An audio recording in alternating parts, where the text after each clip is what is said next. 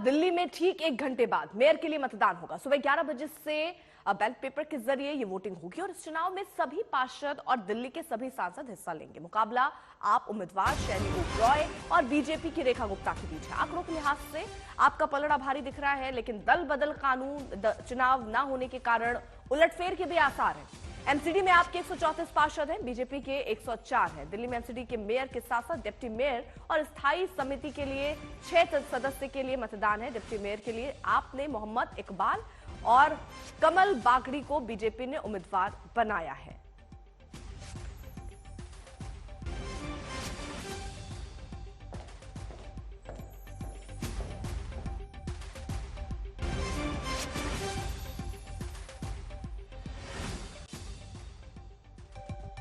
तो आज ये दिलचस्प लड़ाई है एमसीडी में मेयर पद पर टशन छिड़ता हुआ, जहां पर आम आदमी पार्टी की तरफ से शैली ओबरॉय जो है वो कैंडिडेट है, वही रेखा गुप्ता बीजेपी की तरफ से।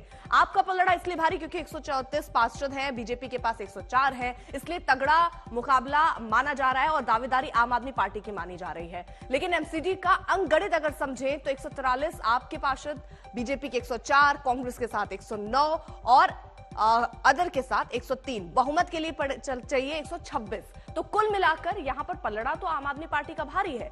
लेकिन आपको बता दें मेयर चुनाव होता कैसे, एमसीडी का कैसे, चुने हुए जो पार्षद हैं वही मेयर चुनेंगे। बैलेट पेपर से ये वोटिंग होगी जिसकी प्रक्रिया 11 बजे शुरू होगी। दल बदल कानून इसमें लगता नहीं है, क्रॉस वोटिंग पर सजा नहीं होती है, तो आम आदमी पार्टी के नेता भी बीजेपी के साथ या बीजेपी के नेता आम आदमी पार्टी के साथ जा सकते हैं क्रॉस वोटिंग ना होने पर। राम किनकर हमारे सहयोगी इस वक्त जुड़ चुके हैं। राम किनकर, क्योंकि देखिए दल बदल कानून यहां लगता नहीं है इसलिए, और कोई अगर ऐसा करता है तो उसके लिए कोई सजा भी नहीं है, तो इसकी संभावना कितनी दिख रही है, किसका पलड़ा कितना भारी? देखिए, चूंकि यहाँ पर एंटी डिफेक्शन लॉ लगता नहीं अर्पिता, और साथ ही साथ जो है आपको ने देखा कि क्रॉस वोटिंग के चांसेस बहुत ज्यादा होते हैं। यही वजह है कि जो स्थिति है वो दिलचस्प हो जाती है।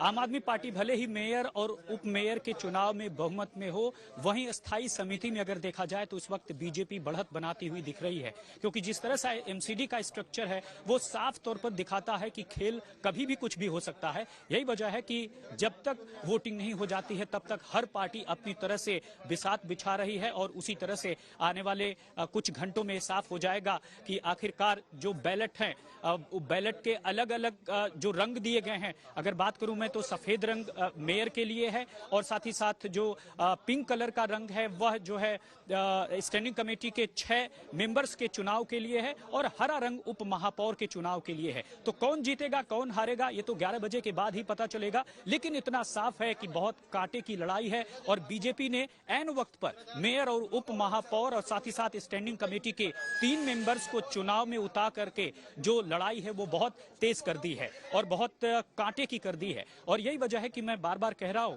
कि स्थिति कभी कुछ भी हो सकती है। यही वजह है कि सब अपने अपनी तरह से नजर बनाए हुए हैं। आम आदमी पार्टी के पार्षदों को बुलाया गया है उनके पार्टी ऑफिस में, और उसके बाद ही यहाँ पर जो बीजेपी के उम्मीदवार रेखा गुप्ता है और दूसरे उप उम्मीदवार कमल बागड़ी और तमाम जो स्टैंडिंग कमेटी के चेयरमैन है वो कुछ वक्त में यहाँ पर पहुंचेंगे। लेकिन साफ दिखाता है कि जो मनोनीत पार्षद यानी एलजी की तरफ से नॉमिनेट किए जाते हैं उसको लेकर के काफी हंगामा मचा, और अरविंद केजरीवाल ने बाकायदा चिट्ठी भी लिख दी कि ये असंवैधानिक तौर पर है।